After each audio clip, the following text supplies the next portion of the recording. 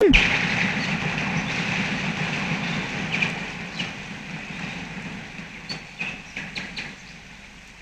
ముఖ్యమైన విషయం మాట్లాడాలన్నారు. వచ్చినప్పటి నుంచి అలా మౌనంగా ఉండిపోయారేంటండి? ఒకటి కాదు, రెండు ముఖ్యమైన విషయాలు మాట్లాడాలి.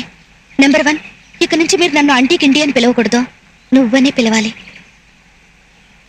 ఇంకోటి, అది ఎలా మొదలెట్టాలో తెలియడం లేదు. ఇప్పుడు ఎలా చెప్పారో అలాగే టక్కని చెప్పండి.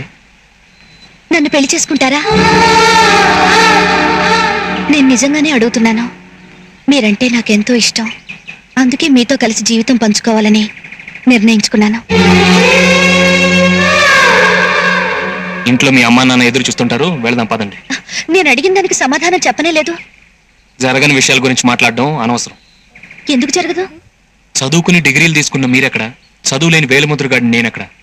మీ చదువుకి తెలివితేటలకు తగ్గ వరుడిని చూసి పెళ్లి చేసుకోండి. చదువు డిగ్రీలను చూసి ఇంపార్టెన్స్ ఇవ్వడానికి ప్రేమ అనేది ఎంప్లాయ్మెంట్ ఎక్స్చేంజ్ కాదండి. అది మనసును చూసి పుడుతుంది. మనసును బట్టి చూస్తే మీరు 1000 మంది డిగ్రీలున్న వాళ్ళకి సమానం.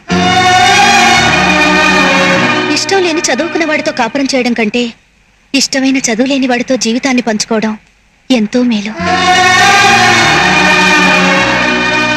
మీలా మాట్లాడడం నాకు చేత కాదండి.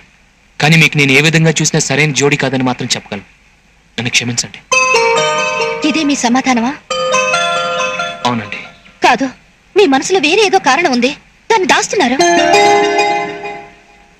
నా మనసులో ఏమీ లేదు. ఉన్నా దాచిపెట్టాల్సిన అవసరం నాకు లేదు. నేను కేవలం జాలిపడి మిమ్మల్ని ప్రేమించడం లేదు. ఓ ఆడది మిమ్మల్ని కాదని వెళ్ళినా ఆమె క్షేమంగా ఉండాలని ఆ నేరాన్ని మీ మీద వేసుకున్నారే, ఆ మంచి మనసును చూసి ప్రేమిస్తున్నానండి. నేను ఇంతకుముందే ఒక అమ్మాయిని ప్రేమించాను, నా మనసు ఎలా మార్చుకోను అని అనకండి. మనసు కలిస్తేనేనండి ప్రేమ. మనసే లేని ఒక అమ్మాయిని జీవితాంతం ప్రేమిస్తూ గడిపేస్తానంటే అంతకంటే పెద్ద తప్పు ఇంకోటి ఉండదండి. లేదండి, ఎప్పుడైతే కుక్కలతోనూ కోళ్లతోనూ గడిపినట్టు నీతోనూ గడిపానని చెప్పిందో అప్పుడే ఆమె నా మనసులో నుంచి వెళ్ళిపోయింది. ఆమె జ్ఞాపకాలు నా నుంచి వెళ్ళిపోయినా ఆమె చేసి వెళ్ళిపోయిన గాయం మాత్రం నా గుండెల్లో కలుపుమంటూనే ఉంటుంది. మందు వేస్తే ఎలాంటి గాయమైనా నయమవుతుంది. ఆ మందు నేనేనని ఎందుకు అనుకోకూడదు? ఆ రోజు మాధవిని మీరు ప్రాణం కంటే ఎక్కువగా ప్రేమించారు.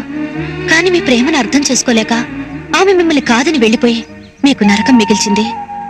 ఈ రోజు నేను మిమ్మల్ని ప్రాణం కంటే ఎక్కువగా ప్రేమిస్తున్నాను. అర్థం చేసుకోకుండా మాధవి చేసిన తప్పే మీరు చేయకండి. బాగా ఆలోచించే నిర్ణయానికి రండి. రేపు ఇదే సమయానికి ఇక్కడికి వస్తాను. మీ నిర్ణయంతోనే నా జీవితం ముడిపడి ఉంది. వస్తాను.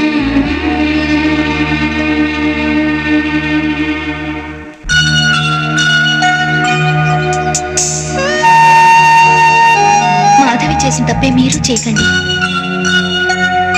భానుప్రసాద్ గారు, మా చిన్నబావ.